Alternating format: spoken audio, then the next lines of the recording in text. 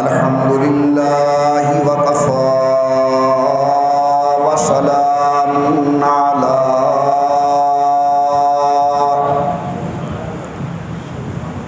سيد الرسل وخاتم الأنبياء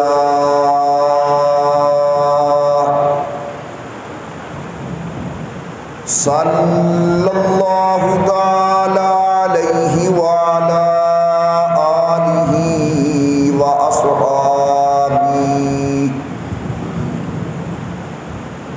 وأصحابه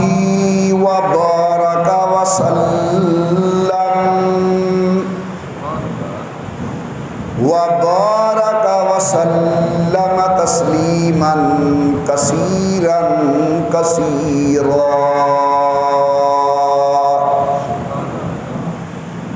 صلاة تكون للنجاة وسيلة ولعلو الدرجات كفيلا.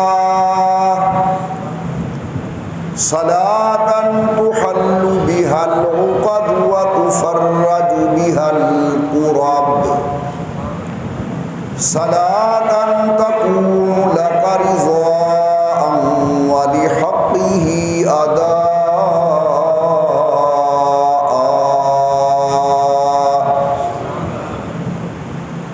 فقد قال الله تبارك وتعالى في القرآن المجيد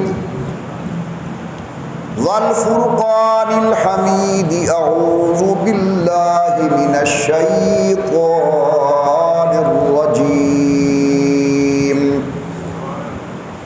بسم الله الرحمن الرحيم. اليوم أكملت لكم دينكم وأتممت عليكم نعمتي ورضيت لكم الإسلام دينا. قال تعالى في مقام آخر: ولله على الناس حج البيت من استطاع إليه سبيلا. صدق الله العلي العظيم وصدق رسوله النبي الكريم ونحن على ذلك لمن الشاهدين والشاكرين والحمد لله رب العالمين. إن التياري حسبا يوما إلى أرض الحرم. إن التياري حسبا يوما إلى أرض الحرم. بلغ سلامي روضة فيها النبي المحترم. ما إن مدحت محمدا بمقالتي لكن مدحت مقالتي بمحمدي. اللهم صل على محمد وعلى آل محمد كما صليت على إبراهيم وعلى آل إبراهيم إنك حميد مجيد. اللهم بارك على محمد وعلى آل محمد كما باركت على إبراهيم وعلى آل إبراهيم إنك حميد مجيد. تمام احباب بڑی محبت اور دل لگی سے پڑھیں: اللہم صلی علی محمد وعلی آل محمد کما صلیت علی ابراہیم وعلی آل ابراہیم انک حمید مجید. اللہم بارک علی محمد وعلی آل محمد کما بارکت علی ابراہیم وعلی آل ابراہیم انک حمید مجید. نہایت قابل قدر سامعین گرامی، قابل تعظیم الصد اکرام، میری محترمہ موقرہ اور مؤدبہ اسلامی مائی اور بہنوں، یہ ماہ مبارک عربی اعتبار سے ذی الحجہ کا مہینہ ہے۔ الحمدللہ گزشتہ کئی جمعۃ المبارک کے اجتماعات میں اس کی مناسبت سے چند اہم اور ضروری مضامین آپ کے سامنے میں نے بیان کیے ہیں۔ آج جو مسئلہ بنیادی طور پر عرض کرنے کا ارادہ ہے وہ ہے سید الکونین حضور اکرم صلی اللہ علیہ وسلم کا وہ عظیم فصیح اور بلیغ خطبہ جو اللہ کے نبی سرکار دو عالم صلی اللہ علیہ وسلم نے حجۃ الوداع کے موقع پر میدان عرفات کے اندر ارشاد فرمایا تھا۔ سن 10 ہجری کے اندر امام الانبیاء سرکار دو عالم صلی اللہ علیہ وسلم حج کرنے کی غرض سے مکہ مکرمہ تشریف لے گئے۔ حسب روایات 1,24,000 صحابہ کرام امام الانبیاء سرکار دو عالم کے اس حج کے اندر حضور کے ساتھ شریک ہیں۔ اسے عام زبان کے اندر حجۃ الوداع کہا جاتا ہے۔ اس کی وجہ یاد رکھیں، اسے حجۃ الوداع کیوں کہتے ہیں۔ صحابہ کرام کہتے ہیں کہ اللہ کے نبی نے اس خطبے کے اندر ایسی باتیں ارشاد فرمائی، حضرت کا انداز خطاب ایسا تھا جس طرح کوئی کسی کو الوداع کہتا ہے۔ مثلا حضور نے فرمایا، اے مومنین کی جماعت، جو کچھ میں کہوں غور سے سنو، ہو سکتا ہے آئندہ سال آپ کی اور ہماری اس مقام پر ملاقات نہ ہو۔ اس کے علاوہ اللہ کے پیغمبر نے جو احکامات ارشاد فرمائے اس کا انداز بھی ایسا تھا کہ گویا یہ حضور اکرم کا الوداعی خطبہ ہے۔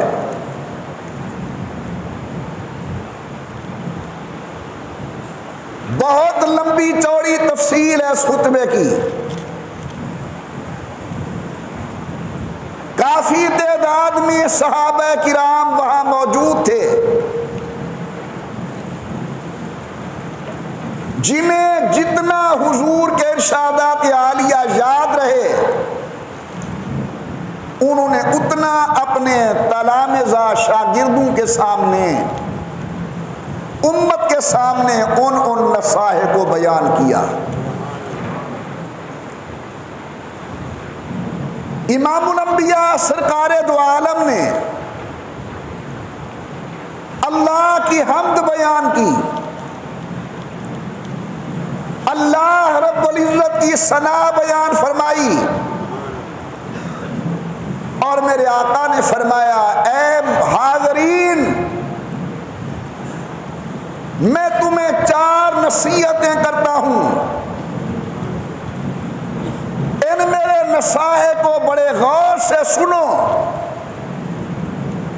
حضور اکرم صلی اللہ علیہ وسلم نے فرمایا، میری پہلی نصیحت یہ ہے کہ اللہ کے ساتھ کسی کو شریک نہ کرنا۔ اور قابل قدر دوستو، یہ وہ محنت ہے جو تمام انبیاء علیہم السلام نے اپنے اپنے مقدس دور کے اندر فرمائی کہ لا تشرکوا باللہ، اللہ کے ساتھ کسی کو شریک نہ کرنا۔ قرآن کہتا ہے انما المشرکون نجس، مشرک پلیدی ہے۔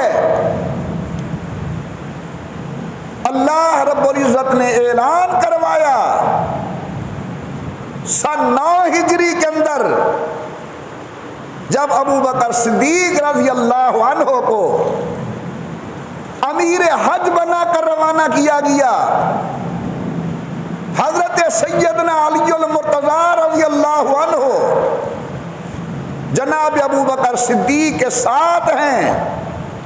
اعلان کروایا گیا کہ اعلان کرو اس سال کے بعد مشرک بیت اللہ شریف کے قریب نہیں آ سکتے، حج پر نہیں آ سکتے۔ تو حضور نے پہلی نصیحت فرمائی اللہ کے ساتھ کسی کو شریک نہ کرو۔ دوستو سارا قرآن کریم الحمدللہ اس مسئلے سے لبریز ہے، مختلف انداز کے اندر اللہ نے شرک کی رد کی ہے اور مختلف انداز کے اندر لوگوں کو اللہ نے توحید کا درس دیا ہے۔ ذرا توجہ فرمائیں۔ پروردگار عالم نے فرمایا وَمَا أَرْسَلْنَا مِن قَبْلِكَ مِن رَّسُولٍ إِلَّا نُوحِي إِلَيْهِ أَنَّهُ لَا إِلَٰهَ إِلَّا أَنَا فَاعْبُدُونِ۔ اے میرے عظمت والے پیغمبر، جناب اور جناب سے قبل ہم نے جتنی رسول نبی دنیا میں بھیجے ان کی بنیادی دعوت یہ تھی کہ اللہ کے سوا کوئی عبادت کے لائق نہیں۔ کبھی اللہ تعالی نے شرک کی رد اس انداز میں فرمائی اور کبھی انداز قرآن یہ ہوا کہ لا تشرکوا باللہ، اللہ کے ساتھ کسی کو شریک نہ کرو۔ امام الانبیاء نے حجۃ الوداع کے موقع پر میدان عرفات کے اندر 1,24,000 صحابہ کرام کے سامنے شرک کی رد کو بیان کیا، شرک نہ کرنا۔ نمبر 2 میرے محبوب نے فرمایا او میرے ماننے والوں، سننے والوں، کسی کو ناحق قتل نہ کرنا۔ آمنہ کے لال کی تیسری نصیحت فرمائی ایمانداروں زنا نہ کرنا۔ سید الکونین کی چوتھی نصیحت ایمانداروں چوری نہ کرنا۔ غور کریں کتنی عظیم چیزوں کو حضور نے ارشاد فرمایا۔ آج امت جن غلطیوں کے اندر مبتلا ہے، آپ کے میرے محبوب نے 1450 سال قبل ان کی نشاندہی کر کے آپ کو مجھے روک دیا۔ فرمایا اللہ ذات میں اکیلے، اللہ صفات کے اندر اکیلے، نہ رب کی ذات میں کوئی شریک، نہ رب کے صفتوں کے اندر کوئی شریک۔ حضرت پاک نے اعلان فرمایا قتل نہ کرنا۔ کل پرسوں میں بخاری شریف پڑھا رہا تھا، حضور نے علامات قیامت کو بیان فرمایا۔ ان میں دیگر علامات میں سے ایک علامت یہ بھی تھی کہ قیامت کے قریب قتل عام ہو جائے گا۔ میرے آقا نے فرمایا قتل نہ کرنا، نہ حق کسی کو۔ سید الکونین نے فرمایا زنا نہ کرنا۔ اللہ تعالیٰ آپ کو، مجھے، آپ کی اولاد کو، میری اولاد کو، ساری امت کو زنا کی بدکاری سے محفوظ فرمائے۔ دل خون کیا شروع ہوتا ہے آج یہ گناہ اتنا عام ہو چکا ہے کہ لوگ اس گناہ کو گناہ ہی نہیں سمجھتے۔ حالانکہ میرے محبوب نے فرمایا جب کوئی آدمی بدکاری میں مبتلا ہوتا ہے اس وقت ایمان دل سے نکل جاتا ہے، جس طرح بادل ایک طرف کھڑا ہوتا ہے یوں ایمان ایک طرف چلا جاتا ہے. یعنی نعوذ باللہ اگر حالت زنا کے اندر موت آ گئی یہ ایمان پر نہیں مرے گا، کفر پہ موت آئے گی. حضور اکرم نے چوتھی نصیحت فرمائی کہ ایماندارو چوری نہ کرنا. صحابہ کرام فرماتے ہیں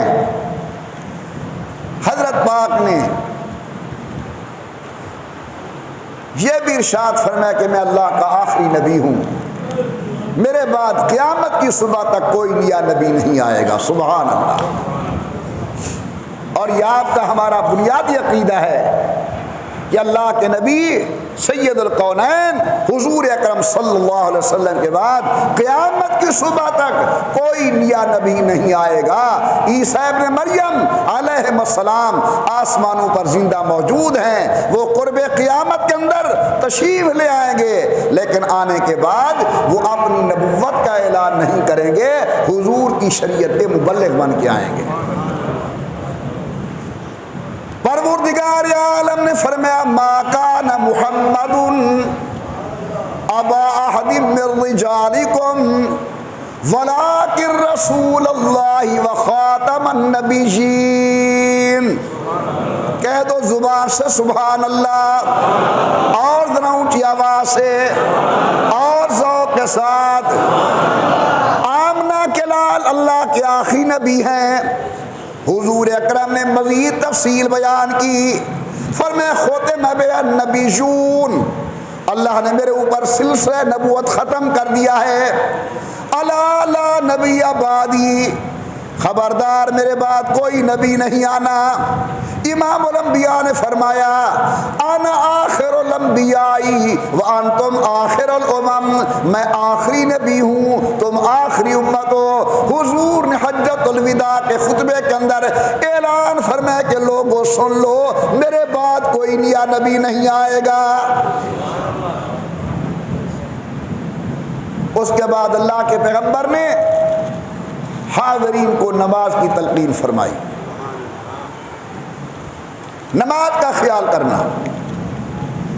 نماز آج وہ عبادت ہے جو ہمارے گھروں سے، ہماری نوجوان نسل سے بڑی تیزی کے ساتھ نکلتی جا رہی ہے.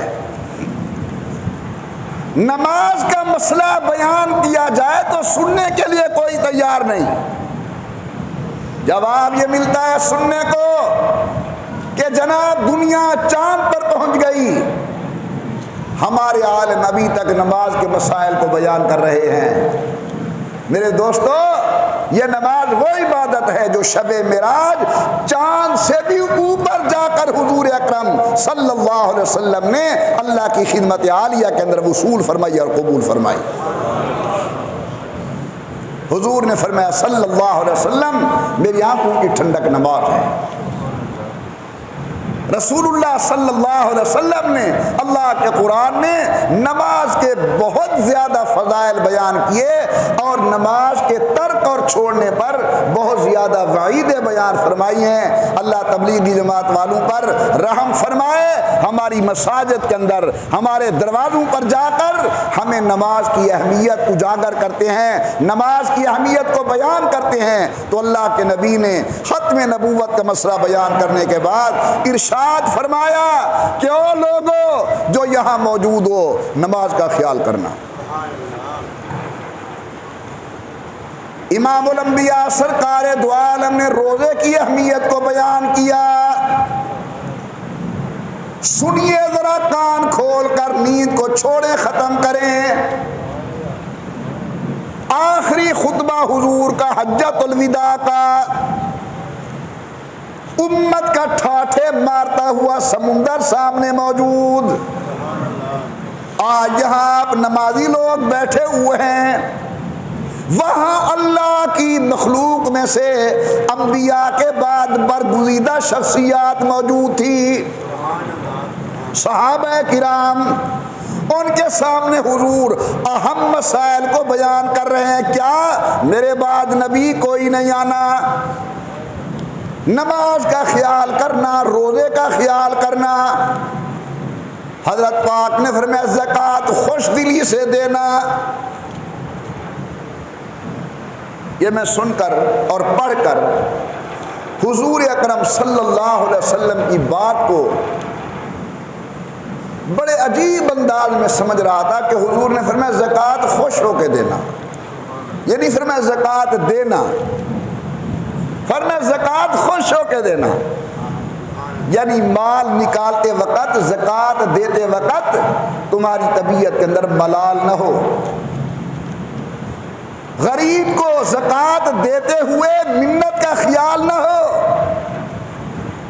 اگر آپ نے اپنی جیب سے کسی اللہ والے پر زکوٰۃ کو خرچ کیا ہے تو تمہارے دل کے اندر اترانا نہ ہو، فخر نہ ہو، تکبر نہ ہو، بلکہ اللہ رب العزت کی رحمت پر نعمت کا اظہار ہو۔ اللہ تیرا شکر ہے کہ تو نے مجھے دینے والا بنایا ہے، لینے والا نہیں بنایا۔ یہ بڑے عجیب لفظ ہیں، زکوٰۃ دو خوش ہو کر دو۔ دیکھا گیا ہے لوگ زکوٰۃ دیتے ہیں اور دینے میں انداز یہ ہوتا ہے کہ جس طرح ہم ایک منت لگا رہے ہیں۔ لینے والا بیچارہ مجبور ہوتا ہے، وہ لاکھ خوش آمدیں کر کے لیتا ہے۔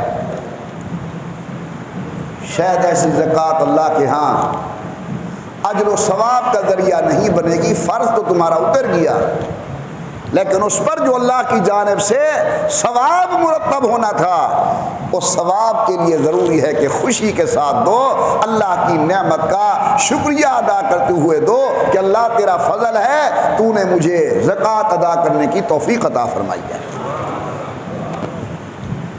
امام الانبیاء سرکار دو عالم نے فرمایا حج کرنا، حج کا خیال کرنا۔ 4 چیزوں سے حضور نے روکا، 5 کام کرنے کا حکم دیا۔ صحابہ کرام کا مجمع سننے والا، سید الکونین ارشاد فرمانے والے، میرے آقا نے بڑی عجیب بات فرمائی، سنو، کسی عربی کو اجمی پر کوئی فضیلت نہیں، کسی گورے کو کالے پر کوئی فضیلت نہیں۔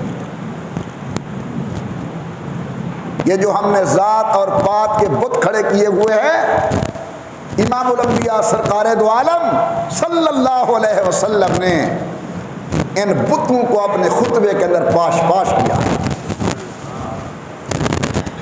لوگوں کو تعلیم دی کہ لا فرق بین الاسود والاحمر، کالے اور گورے کی کوئی تمیز نہیں ہے،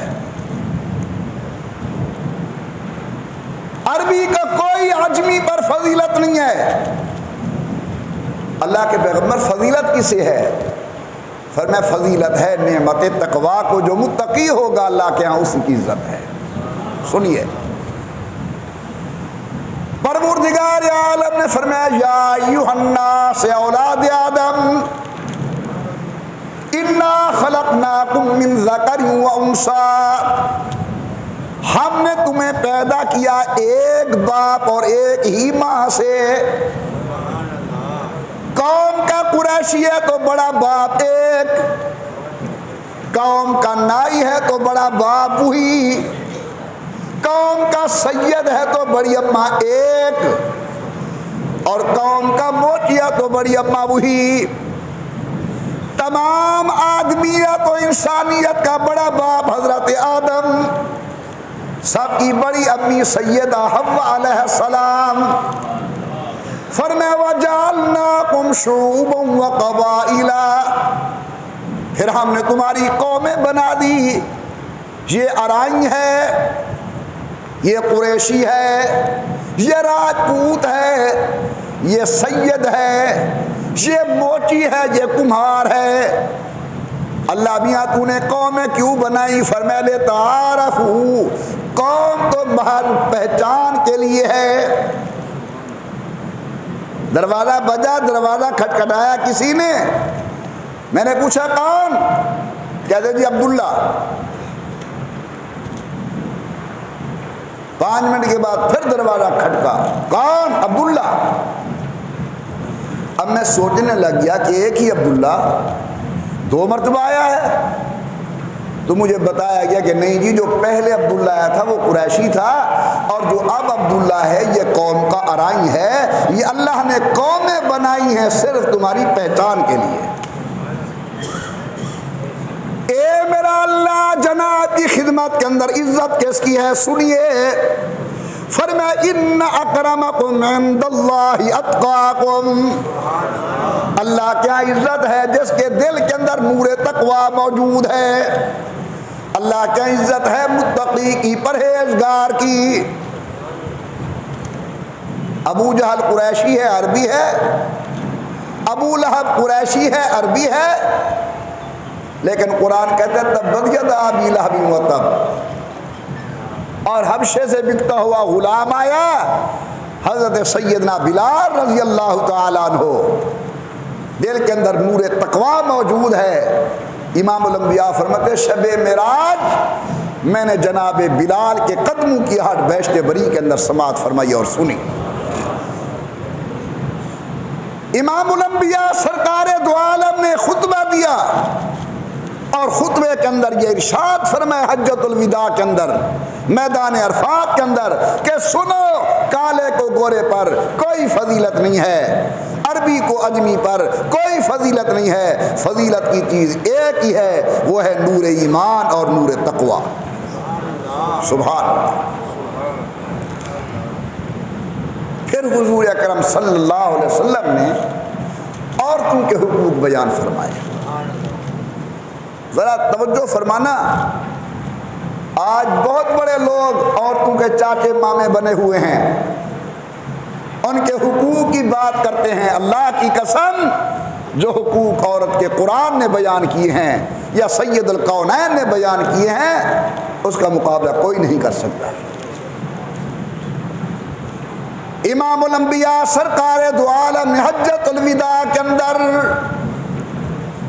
عرفات کا میدان 9 ذی الحج سن 10 ہجری 1,24,000 صحابہ کرام کا مجمع،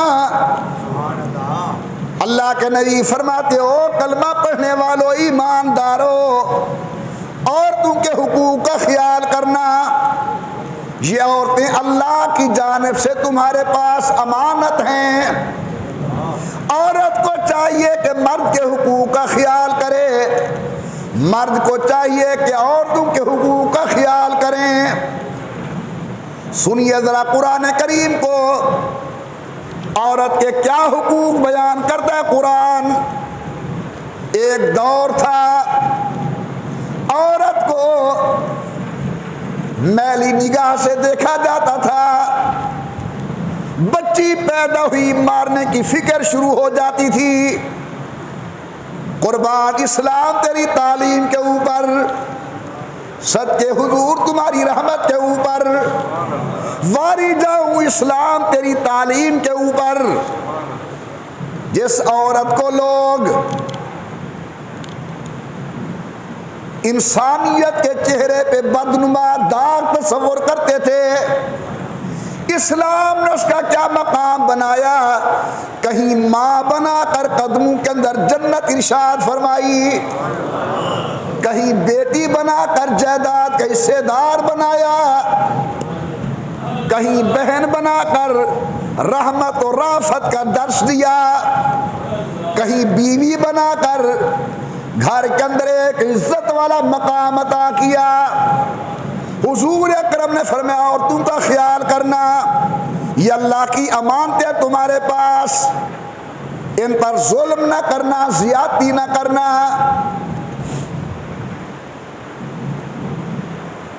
ہمیں غیروں نے آج کیا دیا ہے؟ عورت کو کمائی کا ذریعہ بنایا گیا۔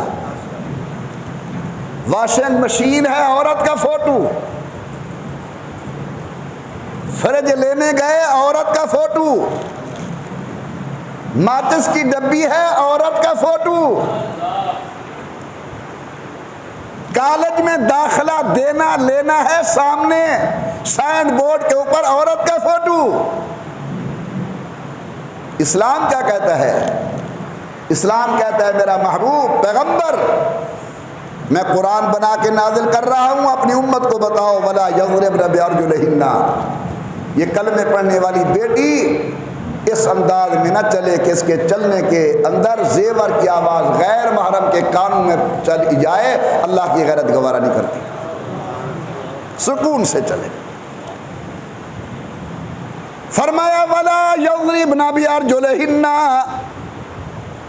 اس انداز میں نہ چلے کہ اس کے پاؤں کے زیور کی آواز غیر محرم کے کان کے اندر جائے۔ دروازہ کھٹکا، گھر کے اندر کوئی جواب دینے والا نہیں۔ شریعت کہتی عورت کو اگر مجبوراً جواب دینا پڑ بھی گیا، اتنی سختی کے ساتھ جواب دے اسے دوسری بات کرنے کی ہمت و جرت نہ ہو۔ بتاؤ، اسلام نے، قرآن نے، پیغمبر اسلام نے ہماری بہو بیٹی کی عزت کا خیال کیا یا نہ کیا؟ تو اللہ کے نبی سرکار دو عالم صلی اللہ علیہ وسلم نے حجۃ الوداع کے موقع پر عورتوں کے حقوق کو بیان کیا۔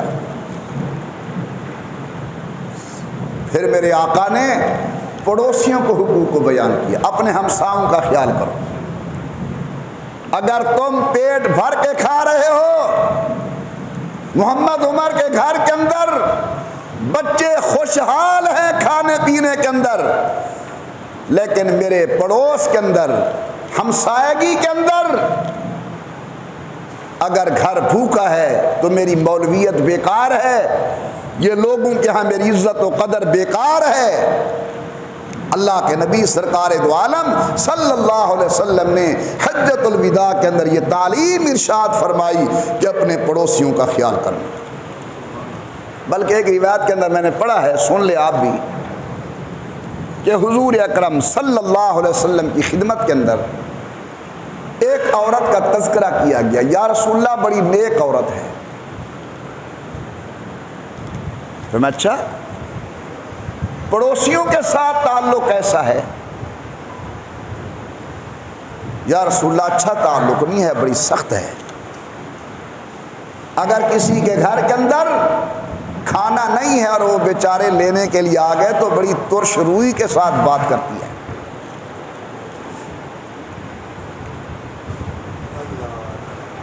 اگر کسی کا بچہ آ گیا گھر کے اندر، بڑی سخت کلامی کرتی ہے۔ اللہ کے پاک پیغمبر نے فرمایا یہ عبادت گزار عورت جہنم میں جائے گی۔ میرے نہایتی قابل قدر دوستو، پھر امام الانبیاء کے سامنے ایک خاتون کا ذکر ہوا۔ اللہ کے پیغمبر فرائض ادا کرتی ہے، واجبات کا خیال کرتی ہے، لیکن اتنی زیادہ نوافل ادا کرنے والی نہیں۔ حضور نے فرمایا پڑوسیوں کے ساتھ تعلق کیسا ہے؟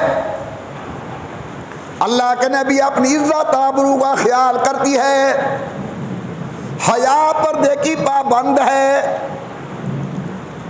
اگر ہمسایہ بچہ آ جائے کھانا کھلاتی ہے، سالن ضرورت ہے بڑی خوشی سے دیتی ہے۔ میرے محبوب نے فرمایا، آپ کے محبوب نے فرمایا، بلکہ اللہ کے محبوب نے فرمایا یہ عورت جنت کے اندر جائے گی۔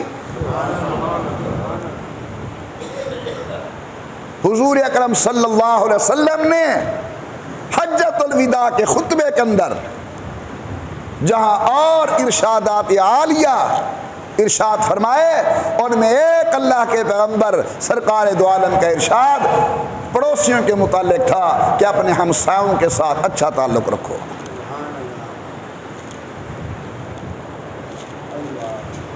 میرے آقا نے ایک عجیب اور ارشاد فرمایا، فرمایا میں تمہیں مومن کی نشانی بتاتا ہوں۔ مومن کون ہے؟ حضور نے فرمایا مومن وہ ہے جس کی زبان سے کسی مومن کو تکلیف نہ پہنچے، مومن وہ ہے جس کے ہاتھ سے کسی مومن کو تکلیف نہ پہنچے۔ سن رہے ہو باتیں؟ امام الانبیاء نے فرمایا لا یؤمن احدکم، اس وقت تک کوئی آدمی کامل ایماندار نہیں ہو سکتا جب تک کہ المسلم من سلم المسلمون من لسانہ و یدہ، فرمایا مسلمان وہ ہے کہ دوسرا مسلمان اس کے ہاتھ سے بھی محفوظ رہے، زبان سے بھی محفوظ رہے، یعنی گلہ نہ کرے، گالی نہ دے، تہمت نہ لگائے، ظلم نہ کرے، تب جا کر یہ آدمی اپنے آپ کو مسلمان کہلوانے کا حقدار ہے۔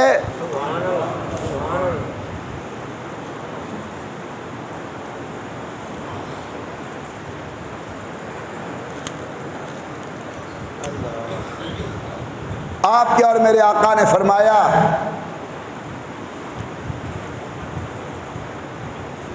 مہاجر کون ہے؟ مہاجر کسے کہا جائے گا؟ فرمایا المہاجر من ہاجر ما نہی اللہ عنہ، حقیقی مہاجر وہ ہے جو ان کاموں کو چھوڑ دے جن کاموں کے چھوڑنے کا اللہ نے حکم دیا ہے۔ ایک ہے وہ مہاجر جو وطن چھوڑ کر دارالاسلام کے اندر آ گیا، وہ مہاجر جو ایک جگہ سے ہجرت کر کے دوسری جگہ آ گیا۔ سید القونین نے فرمایا یہ بھی مہاجر ہے، لیکن بڑا مہاجر وہ ہے، یعنی کامل مہاجر وہ ہے من ہاجر ما نہی اللہ عنہ، جن چیزوں سے اللہ نے روکا ہے ان کو چھوڑ۔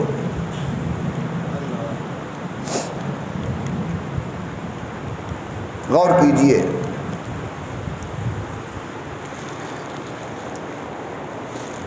حضرت پاک صلی اللہ علیہ وسلم نے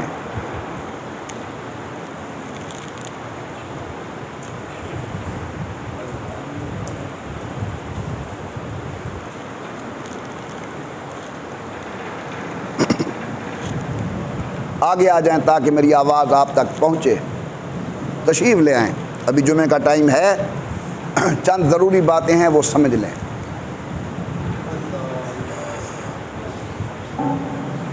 امام الانبیاء سرکار دو عالم صلی اللہ علیہ وسلم نے فرمایا ترکت فیکم امرین، میں تمہارے اندر دو عظیم چیزوں کو چھوڑ کر جا رہا ہوں، جب تک تم ان کو مضبوطی سے تھامے رہو گے، پکڑے رہو گے، یعنی ان پر عمل کرو گے، گمراہ نہیں ہوو گے۔ امام الانبیاء سرکار دو عالم نے فرمایا ترکت فیکم الامرین، میں تمہارے اندر دو عظیم چیزیں چھوڑ کر جا رہا ہوں، جب تک تم انہیں مضبوطی سے پکڑو گے گمراہ نہیں ہوو گے۔ فرمایا کتاب اللہ و سنتی، ایک اللہ کے قرآن کو نہ چھوڑنا، دوسرا حضور کی سنت کو نہ چھوڑنا۔ آج جتنی عقیدے کے بگاڑ ہیں قرآن چھوڑنے کی وجہ سے، جتنے اعمال کے بگاڑ ہیں سنت چھوڑنے کی وجہ سے، میرے آقا نے اصول بتا دیا، عقیدے کوئی اصلاح کرنی ہے تو قرآن کا نہ چھوڑو، اعمال کی اصلاح کرنی ہے تو سنت کو نہ چھوڑو۔ حضور اکرم صلی اللہ علیہ وسلم نے اپنے خطبہ مبارک کے اندر دو اصول ہمیں بیان فرما دیے، کتاب اللہ کو مضبوطی سے پکڑو اور میری سنت کو مضبوطی سے پکڑو۔ اللہ کے پیغمبر نے فرمایا یہ سن چکے ہو کہ سود حرام ہے، سنیے ذرا غور سے، نظر نہ کر بھائی۔ حضور نے فرمایا سود حرام ہے۔ آج میں محمد کریم صلی اللہ علیہ وسلم اس 1,24,000 صحابہ کرام کی موجودگی کے اندر اعلان کرتا ہوں کہ میں نے آج حضرت عباس کے سود کو ختم کر دیا ہے، کہ میرے چچا عباس کا جن لوگوں نے سود دینا تھا وہ میں محمد کریم اسے ختم کرتا ہوں، معاف ہے، اصل مال واپس کر دینا۔ حضور صلی اللہ علیہ وسلم نے سود کی حرمت کا اعلان کیا اور عمل اپنے گھر سے شروع کیا۔ آج مولانا غیروں کو نمازوں کا کہتے، خود نہیں پڑھتے۔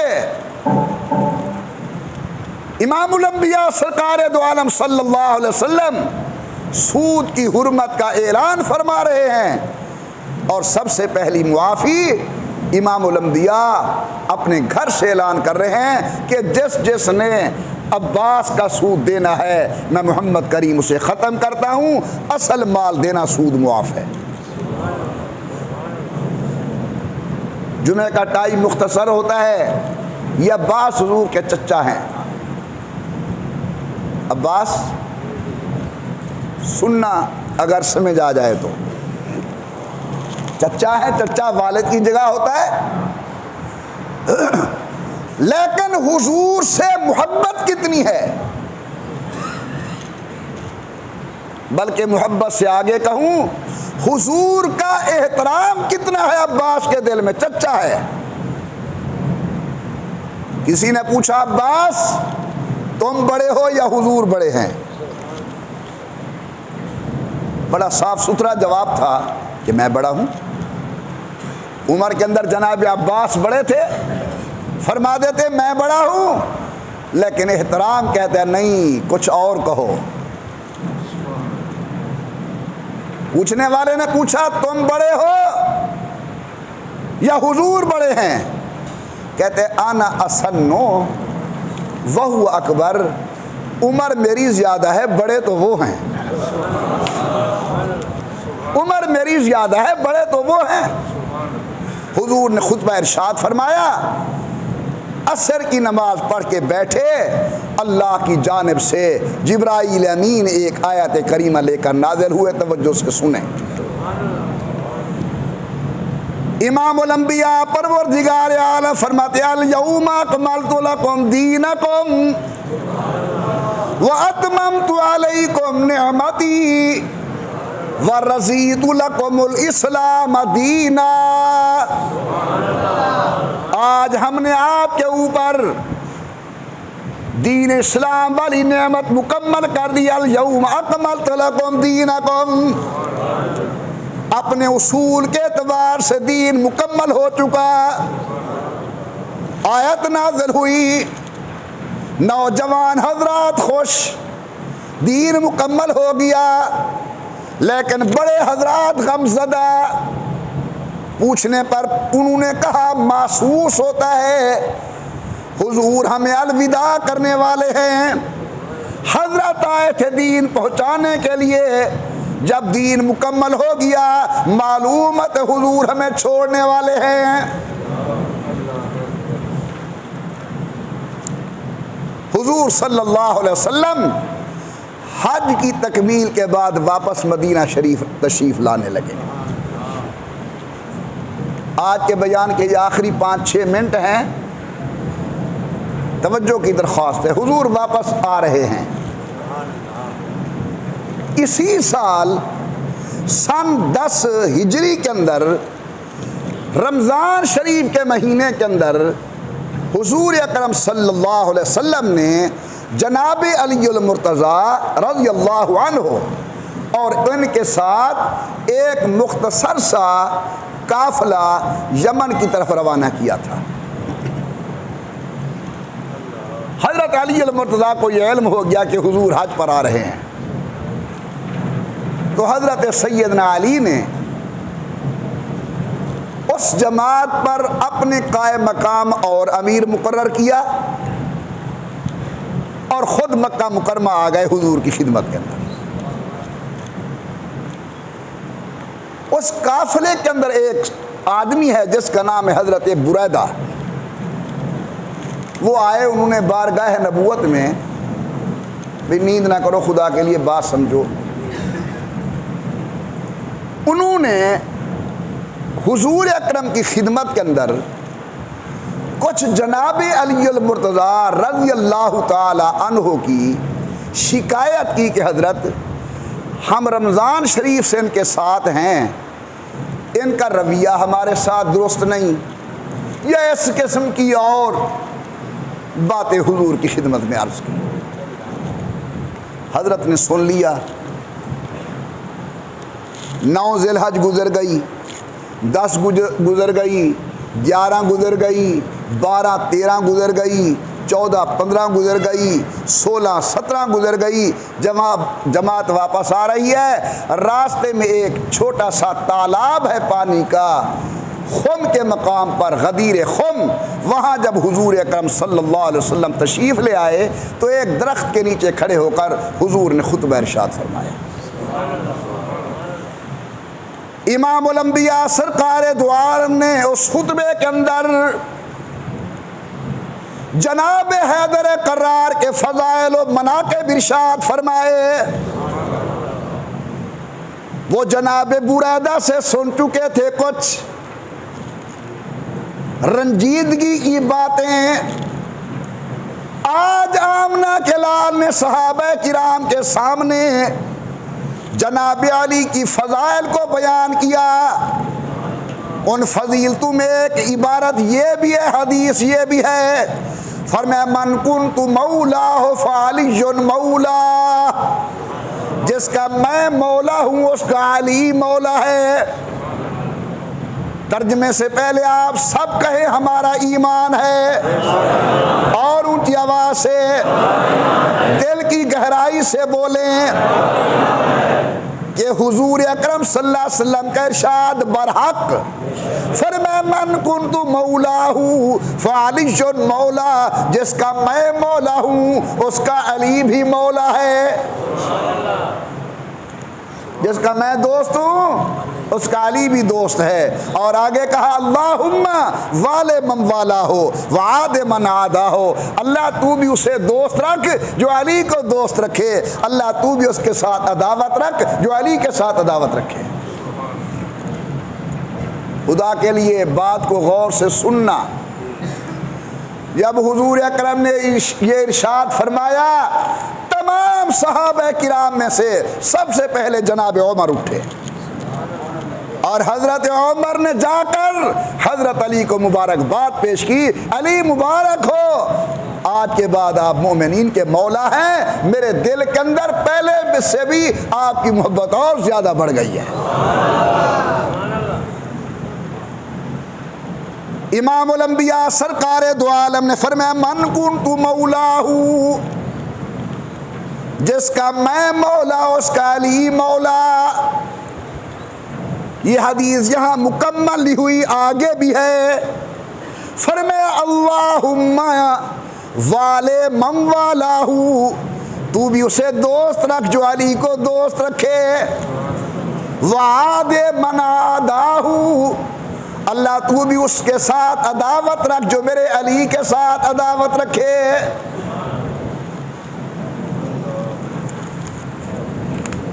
حضرت بریدہ کھڑے ہوئے، علی المرتضیٰ میرا دل آپ کے متعلق صاف ہو چکا ہے، آپ تو آج کے بعد مومنین کے مولا ہے۔ میرے دوستو، قرآن کریم کے اندر یہ لفظ مولا ایک مختصر میری تلاش کے مطابق 18 جگہ پر ہے۔ لفظ مولا قرآن کریم کے اندر 18 مقام پہ آیا ہے، 7 مقام پر تو ہے لفظ مولا، 15 مقامات پر ہے مولا کم، 2 مقام پر ہے مولا نا، 2 مقام پر ہے مولا ہو، اور 2 مقامات پر ہے مولا ہم۔ اگر مجموعی طور پر دیکھا جائے تو 18 مقام بنتے ہیں جہاں قرآن کریم نے لفظ مولا استعمال کیا ہے۔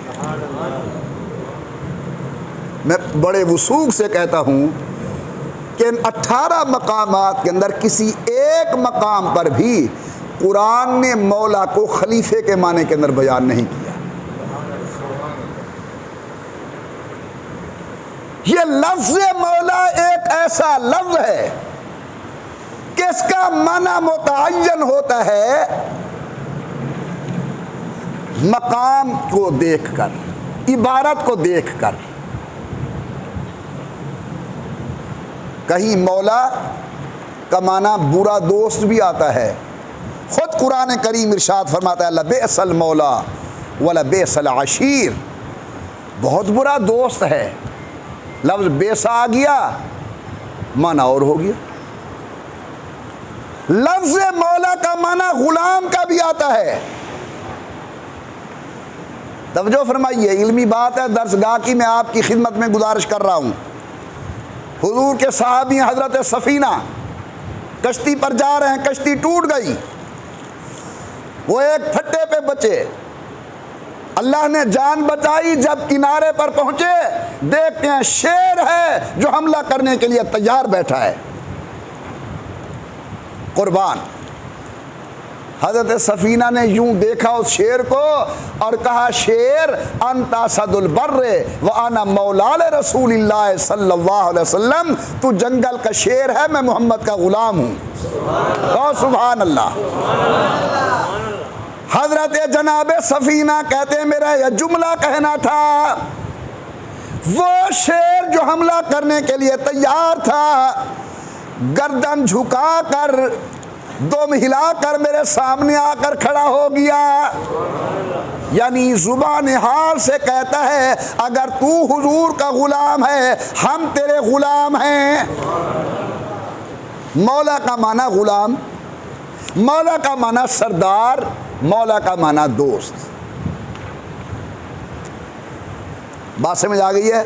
پھر عرض کر رہا ہوں کہ لفظ مولا کے معنی کا تعین ہوتا ہے اس پوری عبارت کو دیکھ کر۔ مولا کا معنی سردار بھی ہے، مولا کا معنی دوست بھی ہے، مولا کا معنی غلام بھی ہے۔ اب میرے آقا نے کیا فرمایا؟ من کنت مولا ہو فا علی مولا، جس کا میں مولا ہوں اس کا علی مولا ہے۔ میں پہلے عرض کر رہا ہوں کہ ہمارا ایمان ہے حضور اکرم بھی مومنین کے مولا ہیں اور علی بھی مومنین کے مولا ہیں۔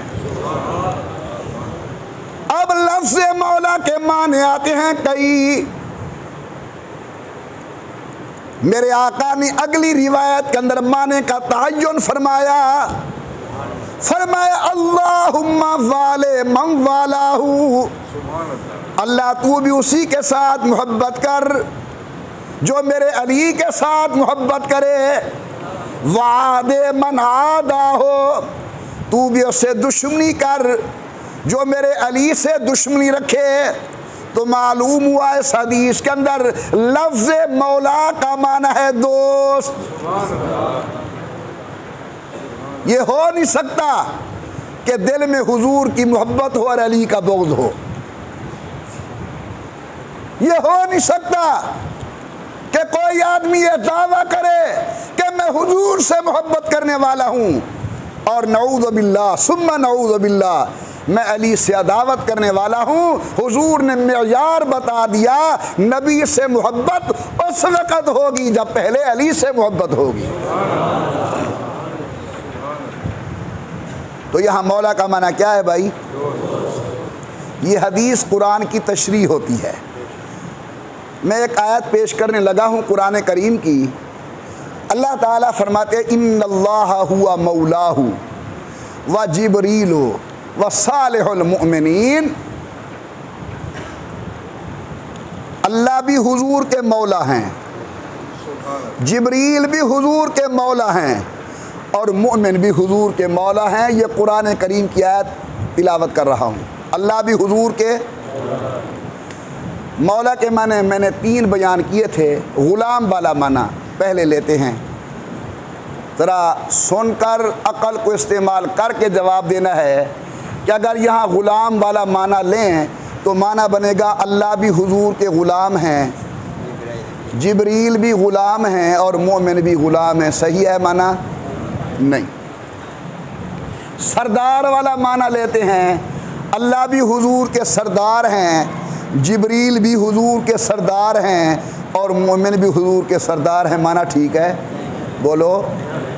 اچھا دوست والا معنی لیتے ہیں کہ اللہ بھی حضور سے محبت کرتے ہیں، مومن بھی حضور سے محبت کرتے ہیں، جبریل بھی حضور سے محبت کرتے ہیں، معنی ٹھیک ہے یا نہیں؟ تو جو معنی قرآن میں ہے وہی معنی حضور کے ارشاد میں ہے کہ من کنت مولا ہو فعلی مولا، جس کا حضور مولا ہے اس کا علی بھی مولا ہے۔ یہ نہیں ہو سکتا کہ نبی کی محبت تو دل میں ہو، علی کی محبت دل میں نہ ہو۔ نبی کی محبت تب آئے گی جب دل کے اندر علی کی محبت ہوگی۔ اللہ تعالی ہم سب کو حضرت علی کی محبت نصیب فرمائے، بولو آمین۔ کوئی زبان چپ نہ رہے۔ اللہ ہمیں علی المرتضیٰ کی محبت نصیب فرمائے، اللہ تعالی علی المرتضیٰ کی اولاد کی محبت نصیب فرمائے، اللہ قیامت کے دن حضرت علی کے غلاموں کے اندر ہمارا حشر فرمائے، اللہ تعالی قیامت کے دن اولاد علی کے غلاموں کے اندر ہمارا حشر فرمائے۔ یہ جو سلسلہ ولایت ہے، سلسلہ قادریہ ہو، سلسلہ چشتیہ ہو، سلسلہ سہروردیہ ہو، ان سب کے بڑے پیر حضرت علی ہیں، یعنی علی صرف ولی نہیں امام الاولیاء ہے۔ اس کے نقش قدم کے اندر چل کر بڑے بڑے لوگوں کو اللہ نے مقام ولایت نصیب کیا ہے۔ اللہ تعالی اس گناہگار کو، آپ سب حضرات کو حضرت علی کی محبت نصیب فرمائے، ان کی عقیدت نصیب فرمائے، ان کے نقش قدم پر چلنے کی توفیق عطا فرمائے۔ اللہ ان کی عداوت سے بچائیں، ان کی اولاد کی عداوت سے بچائیں۔ اللہ تعالی دین کامل پر عمل کی توفیق عطا فرمائے، آمین برحمتک یا ارحم الراحمین۔ جن احباب نے سنتیں پڑھنی ہے پڑھ دیں۔